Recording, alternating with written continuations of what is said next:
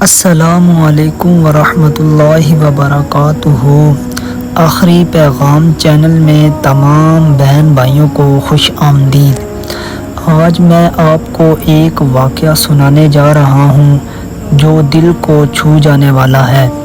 کبھی آپ نے سوچا ہے کہ ایک جانور بھی ہمیں ادب اور روحانیت کا سبق دے سکتا ہے؟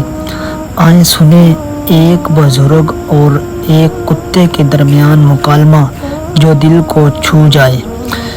ایک بزرگ نے کتے سے پوچھا کہ تم وفادار بہت ہے پر تجھ میں دو خامیاں ہیں۔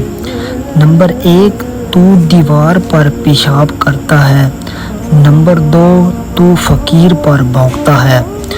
کتے نے جواب دیا، زمین پر اس لیے پیشاب نہیں کرتا کہ کہیں خدا کا کوئی بندہ یہاں سجدہ نہ کر دے، فقیر پر اس لیے بھونکتا ہوں کہ وہ بندہ خدا کا ہے لیکن خدا سے نہیں مانگتا۔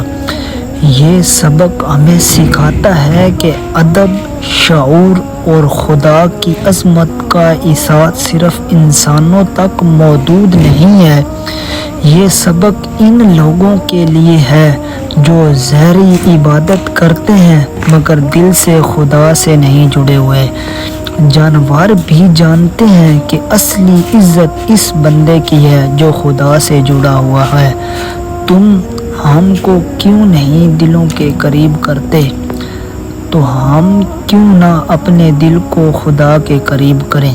اگر آپ کو یہ ویڈیو پسند آئی ہے تو اس ویڈیو کو شیئر